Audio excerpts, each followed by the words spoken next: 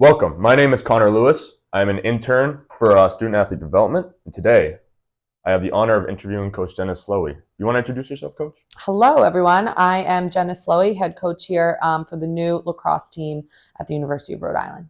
That's great. Thank you for being here. I know you have a busy schedule, so I appreciate you being here. So let's just jump right in. Awesome. What are the core values that you're bringing to URI's lacrosse team? Yeah, that's a great question. Obviously, as a new program, trying to give a lot of voice and choice to our kids of who we are and what we want to be. Yeah. So still trying to really figure out what those core values are. And I think they will start to come up naturally, but something we really do harp on from the beginning.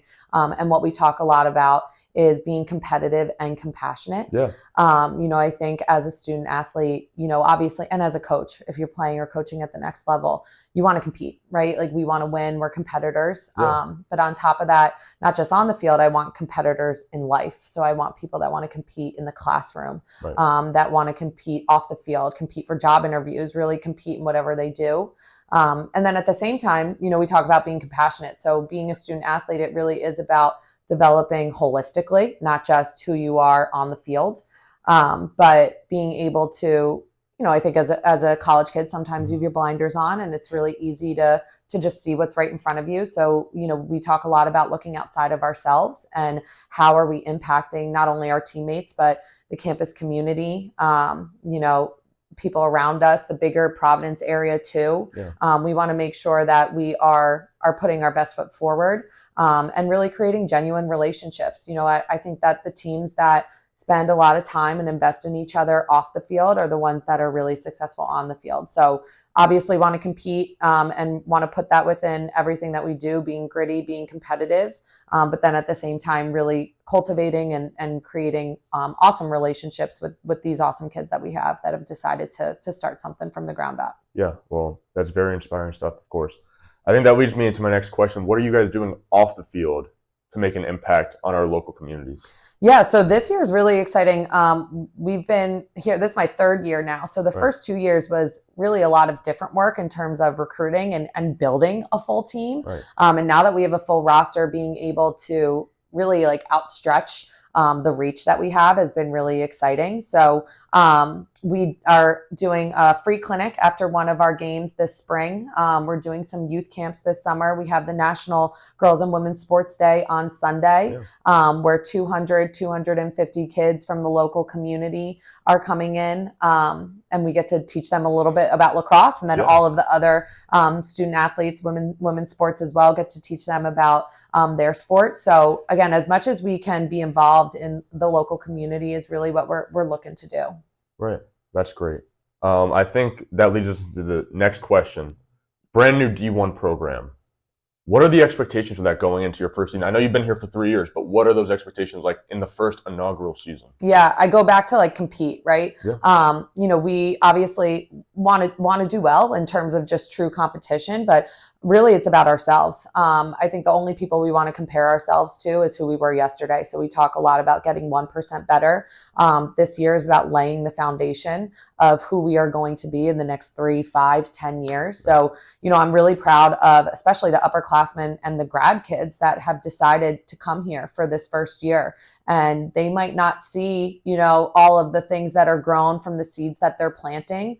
But to have that type of drive and determination and pride to be a part of something from day one, Right. And maybe not see all the things through to fruition that you're excited about, I think really takes a special kid. So we have a lot of kids who redshirted last year as well and sat for a whole year. So we have kids that want to be here and are really eager about what we're doing and excited about what we're building. So again, it's just getting a little bit better, 1% better every single day. That's the expectation. And if we can look at the end of the year and compare only ourselves to who we were when we stepped on foot on campus in September, and if we are that much better, then we've had a successful year. Well, you mentioned the seniors and graduate students. How important is that to have people that want to be leaders and want to be part of something kind of historic at URI? How important is that to your team with a bunch of younger freshmen? Yeah, that's been invaluable. Obviously, I think when I started this program, the way I wanted to build it was trying to find that happy medium of I did want kids that were here from the jump and that got what we were doing and wanted to be a part of something from day one. Right.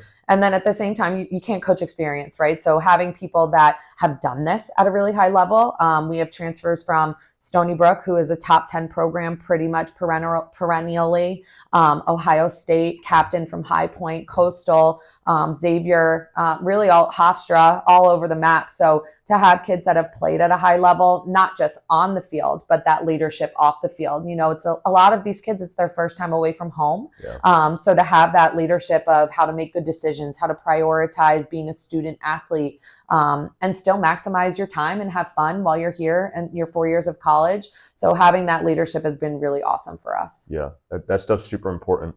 What do you think about NIL? Has it really affected your team yet? Are you guys not really there yet? What do you think? I think it's really interesting. I wish that the NCAA gave us a little more guidelines when they decided to let the reins loose. We're getting there. But with that in mind, I think for Olympic sports, specifically in mid-majors like us, and women's sports, it's a really cool opportunity. Kids can run their own camps and get their name out there. We have kids that have partnerships with different local brands. I think that's a great way to get involved in the local community too. Another one, working with URI and able to get some free gear for some of the kids on the team. So, I think it just, again, gives them really cool opportunities, and especially the kids that want to go in the business world and thinking about how to brand themselves. When I first got here, my project was branding our program. Like, how do I market who we are and who we want to be, and really recruit kids that resonate with that. So I think it's a really cool opportunity for them to, get their name out there and then obviously be compensated for it too. Right. I think it's been really exciting. So, again, we have eager kids, so they have really jumped in head first and started to figure out how to get their feet wet and what they can maximize with NIL. Yeah, that stuff's really important.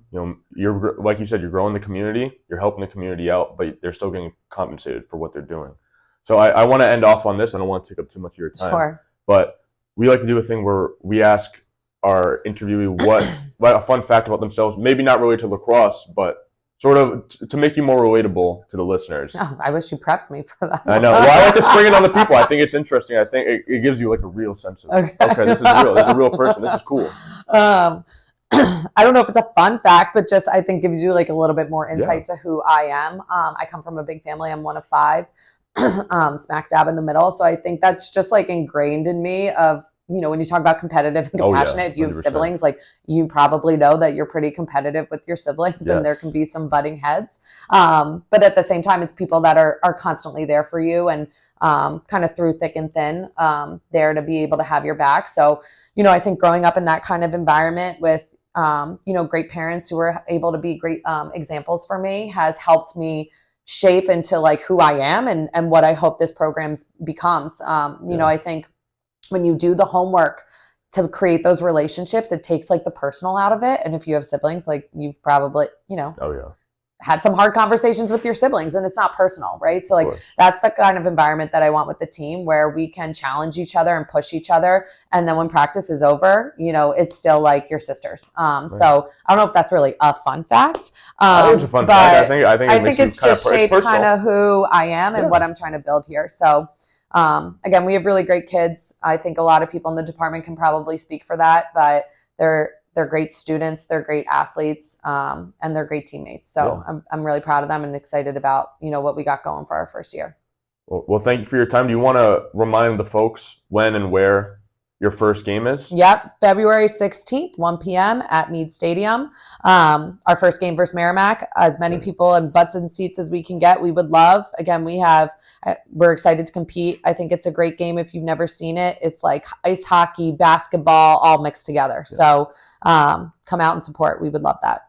Well, thank you again, Coach Slowey, for your time. And thank you all for listening. This has been Connor Lewis signing off.